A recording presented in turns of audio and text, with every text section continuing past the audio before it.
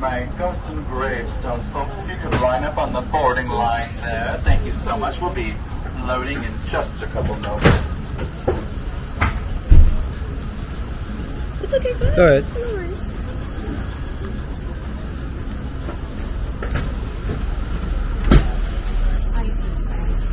We did.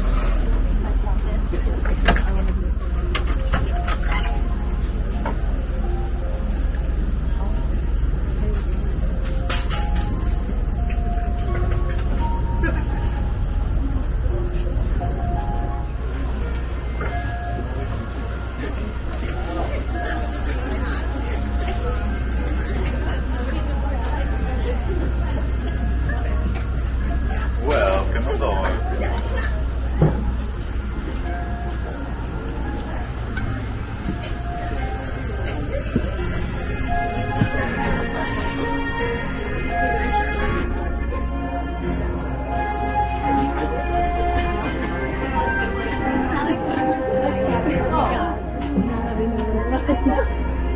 I can't.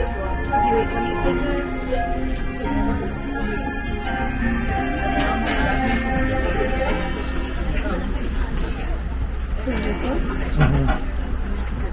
Welcome aboard. Take whatever seat you like. Smells nothing like that. But wait 5 days. That's exactly what it smells like.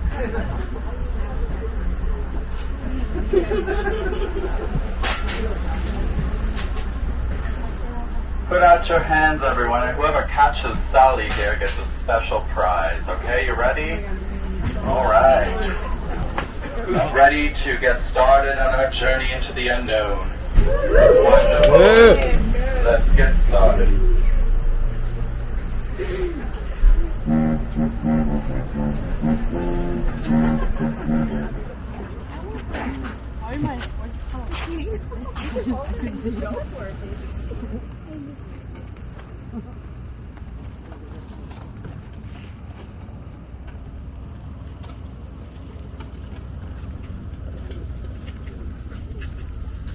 Welcome, my friends, to beautiful Pioneer Park.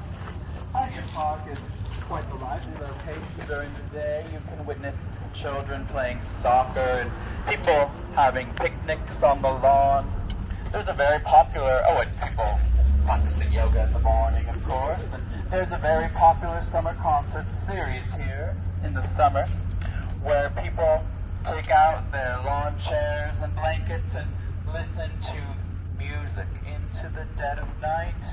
But some say that Pioneer Park only really comes alive after the sun sets and all the living have gone home.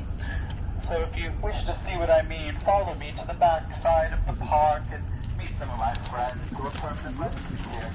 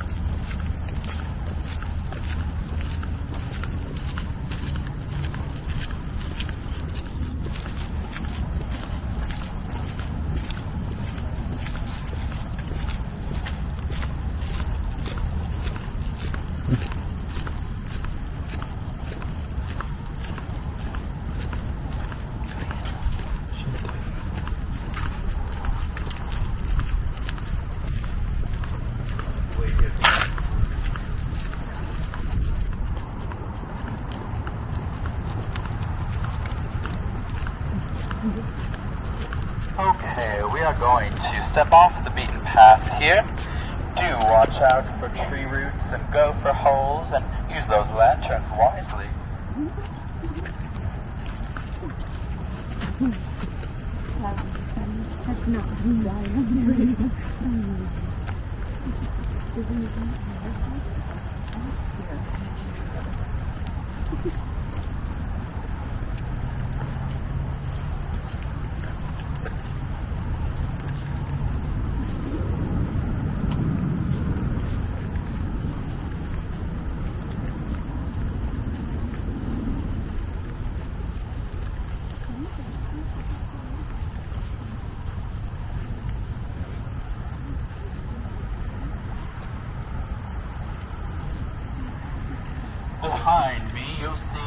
140 genuine tombstones. They are all real tombstones, but don't worry, there are no bodies beneath them because these tombstones have all been relocated long ago from Calvary Cemetery. Each of the 140 represents one of the pioneers who helped make our fine city what it is today. And if you'll follow me under this weeping pepper tree over here, we'll begin to meet a few of them.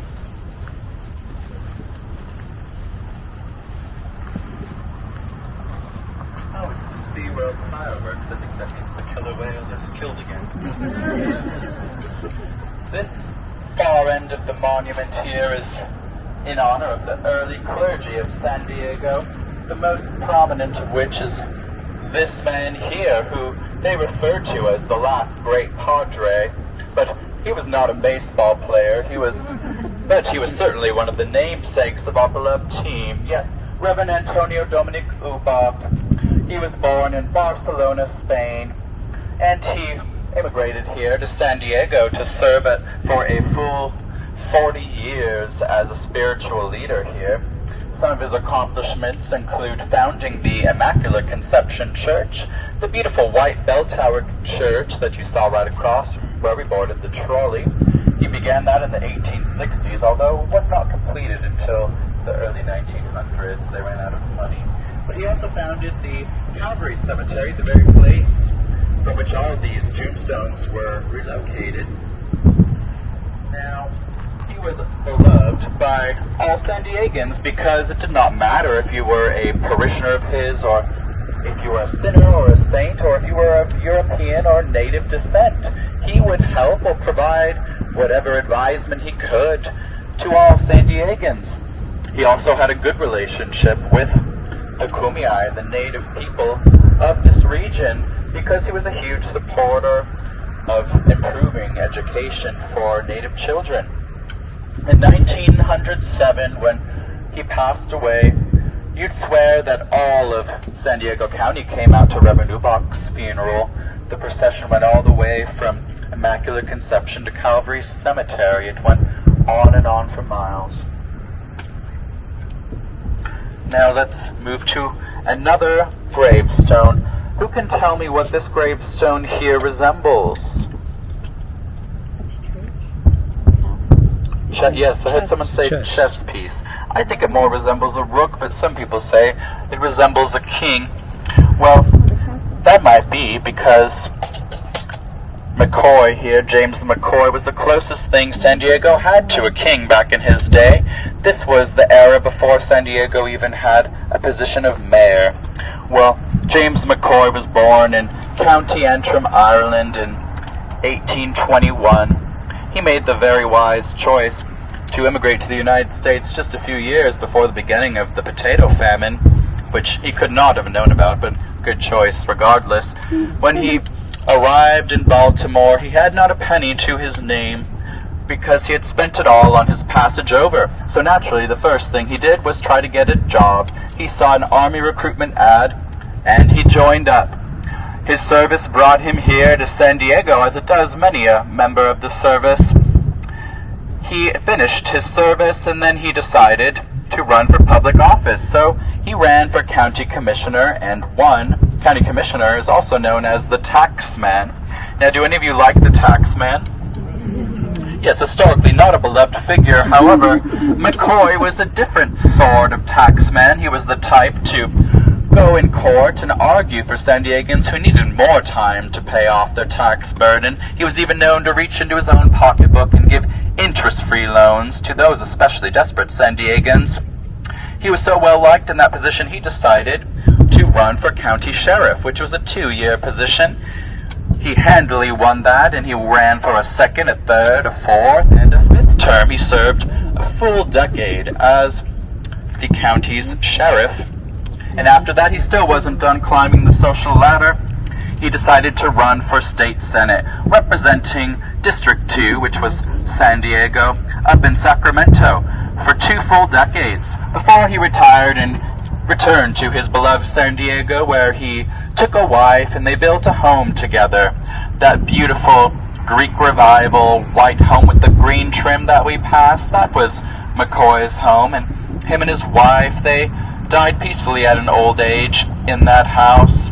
So quite an idyllic life it would seem they had, and sure they did, but that did not mean that McCoy's life was without its challenges, and many of those challenges were caused by this man right here, who they so kindly set next to him for eternity. Gabe Johnson Coutts was born in the very same year as McCoy, 1821, but they could not have been two more different men from one another. McCoy was a man of the law, but Coutts was a man who had one foot on either side of the law. He was born in 1821 to a wealthy Tennessee family, and that wealth and those connections got him into West Point Academy, which he probably would not have qualified for with his academic talents alone. So at West Point Academy, he attended alongside such illustrious students as Robert E. Lee and Ulysses S. Grant. Ulysses S. Grant is the namesake of this elementary school here, which we are standing next to the original schoolhouse of, and of course it's thought to be haunted. But back to the story of Coutts here. Coutts was not a particularly talented student at West Point, but he did show an aptitude for cartography. So that's what he did for his service after he graduated. He made maps for the military. That brought him from coast to coast and wound him up here in San Diego, where they liked his work so much that they hired him to plot out the city streets and name them. So even today, up to 70% of our streets are still named for Coutts' friends and relatives, including Coutts Street, of course, and Bandini Street, Juan Street, which we traversed on the way up here, and Washington Avenue, which you can hear behind us there. A legend has it then that when Coutts first arrived in Old Town, he was riding on his white horse when he heard the sounds of a lively fiesta emanating from the Casa de Bandini, now the Cosmopolitan Hotel.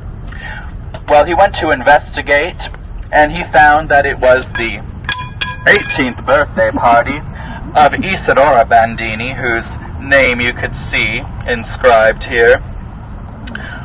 Well, it's lost to history whether Isadora preferred sangria or tequila, but regardless, she was heavily imbibing that night.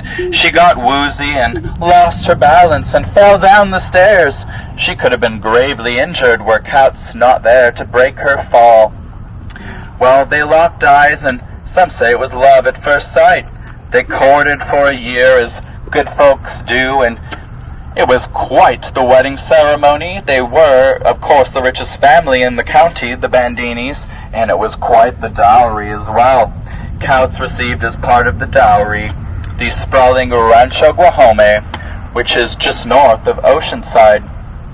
So he had anything that one could want at this point in his life: a beautiful young wife in Isadora, a sprawling ranch, and his connections and wealth got him in a position as the youngest judge in San Diego County history. But this is also the part of our story where Coutts joins the dark side. He, at some point around here, started drinking very heavily. His father had been a whiskey distiller, after all. It was witnessed that he drank up to 5 bottles of whiskey per day.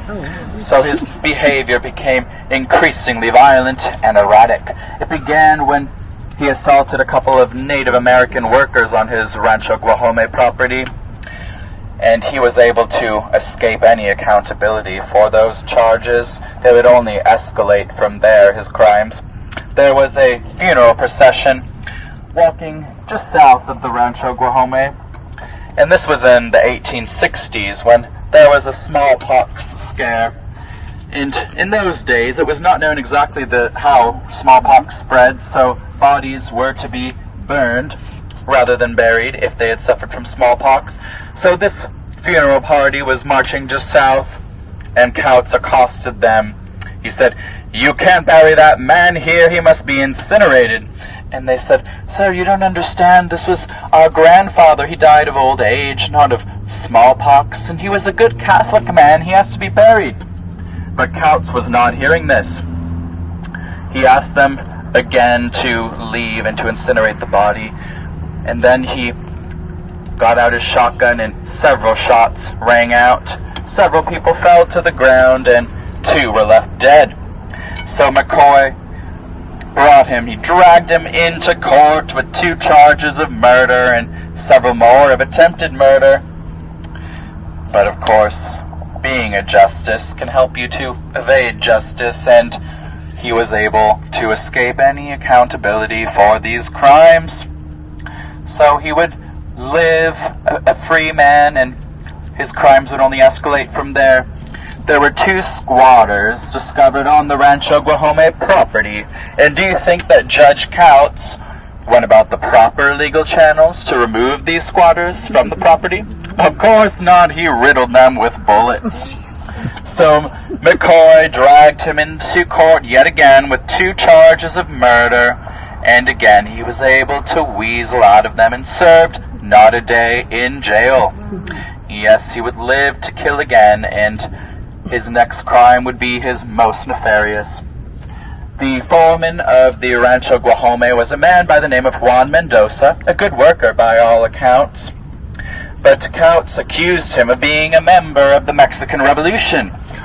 The evidence shows that this was likely not true, but that didn't matter because Couts was probably already 3 bottles in. He fired Mendoza on the spot, and Mendoza was not happy about this, of course. He could be heard in the town watering holes, saying that Couts owed him 2 months back pay. He was saying, "If I don't get the money Couts owes me, I'll get him. I'll get him if it's the last thing I do." It didn't take long for the news that he was saying this to get around, San Diego being such a small town back then. Couts was in the town butcher shop, and one of his acquaintances relayed this to him, so Couts decided to lay in wait outside the butcher shop until Mendoza came by later that day. So Couts accosted Mendoza. "Hey, Mendoza!" Mendoza turned around, and Couts had his gun raised, so Mendoza raised his hands in the air, turned and went to run, but nonetheless got 2 bullets in his back. He fell to the street, and he died later that same night. So Couts here had broken the very 2 most important laws in the Old West. You never shoot an unarmed man, and you never shoot a man in the back. So McCoy had his strongest case yet.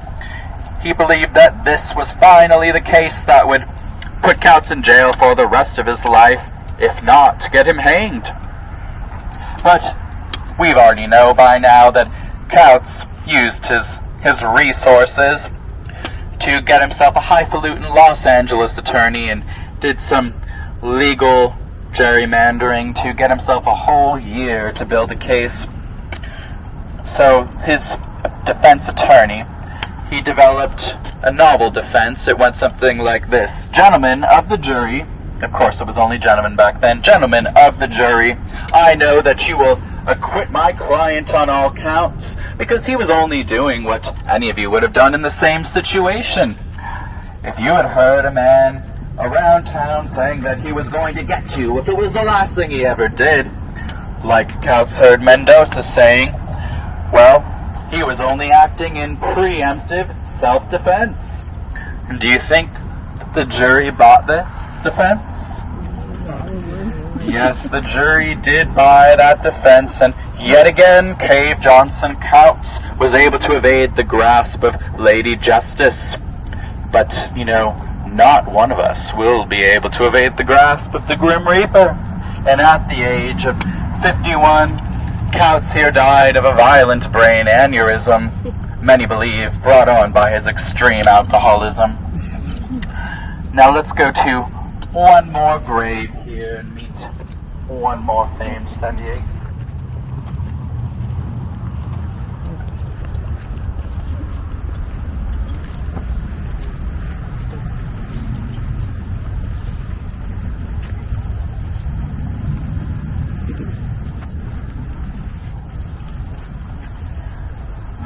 Here's the grave of one Peter O'Malley, the caretaker for Calvary Cemetery until his death in 1933. When he died, no one wanted to take up the mantle of his position as caretaker, so Calvary Cemetery became increasingly overgrown. The grass became taller than the headstones, and the local teenagers thought it would be fun to vandalize the place. And reports began of the specter of O'Malley seen walking the boundary of the cemetery, perhaps in dismay at the horrible condition it had become. Now, before we reboard our dark trolley, follow me back up the hill for one more story about Pioneer Park.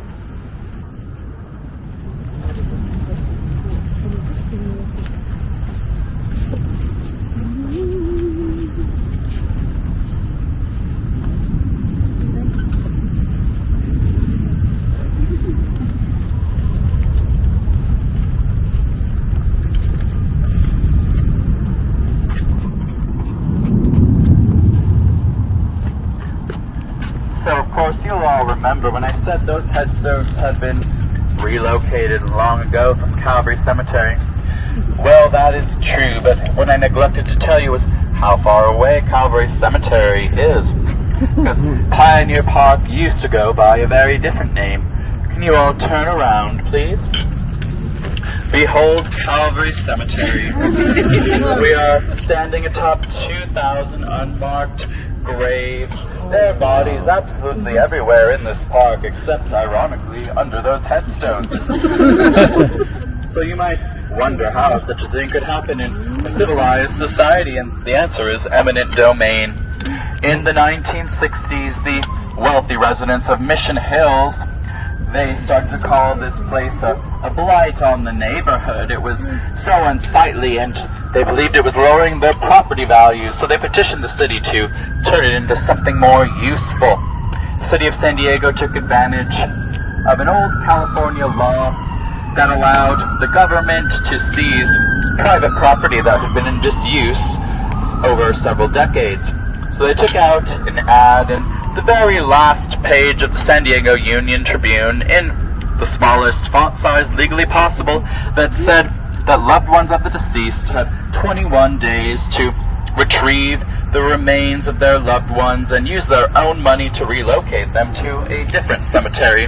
As you can imagine, very few people saw that notice. I'll have to get this repaired by my cane man. As you can imagine, very few people were able to see that notice, let alone act on it, so most of the bodies remain here today. Almost none of them were relocated, and the bodies we stand upon are memorialized in these 6 plaques here. They brought in the bulldozers and knocked down all the headstones.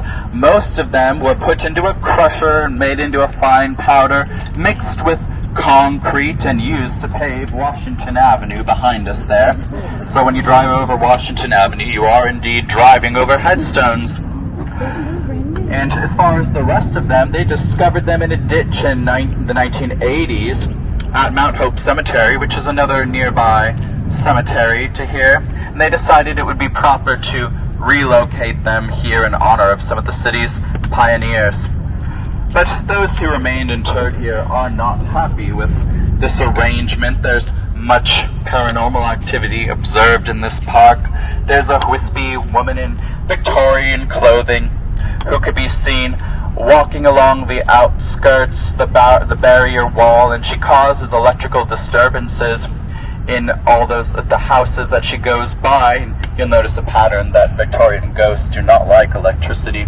But there's also another story from one of those homes from the 1990s. There was a man sitting at the table in his house listening to his child over the baby monitor when he started to hear the sound of a woman singing in Spanish.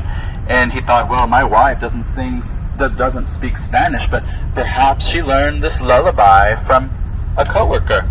But just then his wife came in through the front door. She had been grocery shopping, so they immediately went to check on the baby, and the baby was standing up in the crib looking out the open window that leads onto the park here.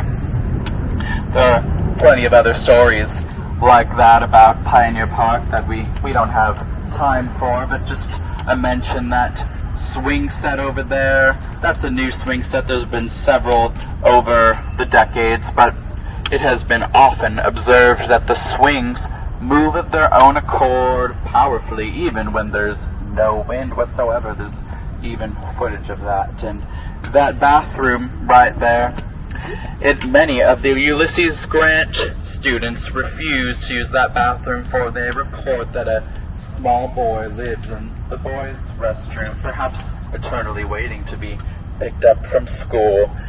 And by the way, that is the only restroom on our tour, if any of you would like to go see if the stories are true. So let's return back to the